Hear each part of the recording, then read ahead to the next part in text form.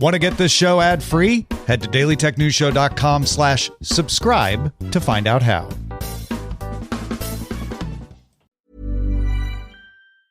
Did you know that foreign investors are quietly funding lawsuits in American courts through a practice called third-party litigation funding? Shadowy overseas funders are paying to sue American companies in our courts, and they don't pay a dime in U.S. taxes if there is an award or settlement. They profit tax-free from our legal system, while U.S. companies are tied up in court, and American families pay the price, to the tune of $5,000 a year. But there is a solution. A new proposal before Congress would close this loophole and ensure these foreign investors pay taxes, just like the actual plaintiffs have to. It's a common-sense move that discourages frivolous and abusive lawsuits and redirects resources back into American jobs, innovation, and growth. Only President Trump and congressional Republicans can deliver this win for America and hold these foreign investors accountable. Contact your lawmakers today and demand they take a stand to end foreign-funded litigation abuse. What does the term digital workplace mean to you? In today's world of AI, robotics, and AR, it's much more than an office full of people on computers. It can be anywhere from a factory floor to the top of a crane to the cockpit of an F1 car. Wherever your digital workplace may be, TeamViewer's mission is to make work better. How? By securely connecting your people with the data, expertise, or insights they need in real time to make work more efficient. By automating and streamlining IT and OT support to fix problems before they happen, to make work more productive. And by bringing all the possibilities of a secure and flexible digital workplace to all your people everywhere to make work more innovative.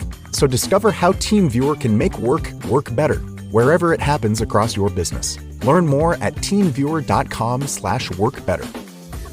There is a growing expense eating into your company's profits, your cloud computing bill. What if you could cut your cloud bill in half and improve performance? Well, if you act by May 31st, Oracle Cloud Infrastructure can help you do just that. OCI is the next generation cloud designed for every workload, where you can run any application or AI project faster and more securely for less. This half-off offer is only for new U.S. customers with a minimum financial commitment. See if you qualify at oracle.com/tech-headlines.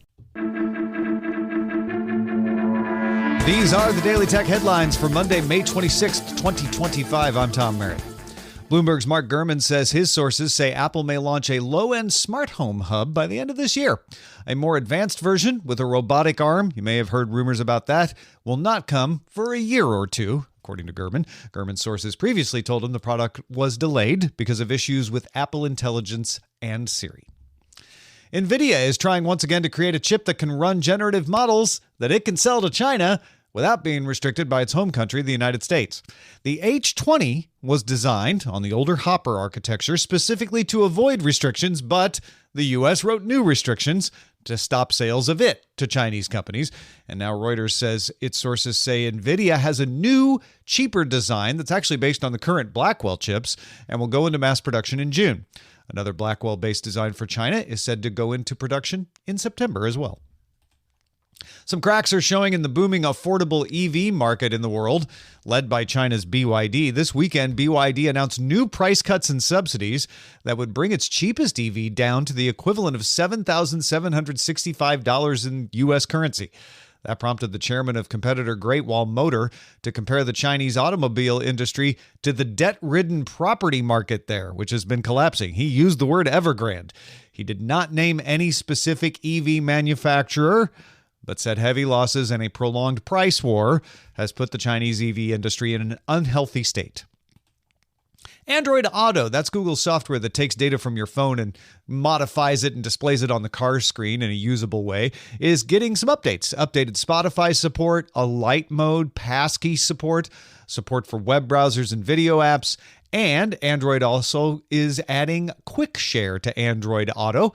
That lets users in the car add things like stops to an in-progress Google Maps navigation.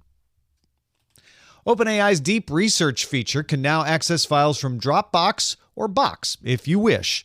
This makes it easier to have the feature use your files to do its research without you having to upload them individually.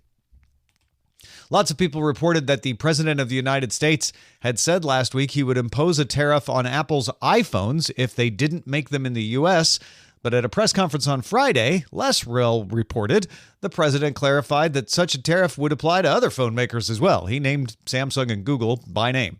Many electronics had been exempted from previous tariffs, and the administration had said it would deal with them separately. That looks to be what this means. Disney's joint streaming venture with Reliance, JioHotstar, added 230 million subscribers in 3 months to reach 280 million.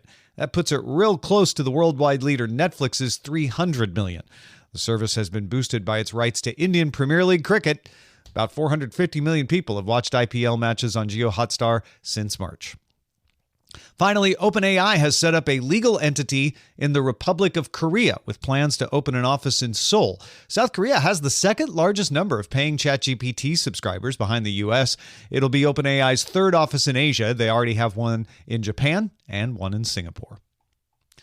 For more analysis of the tech news of the day, subscribe to dailytechnewsshow.com. You can find show notes and links to all the headlines there as well. Thanks for listening. We'll talk to you next time.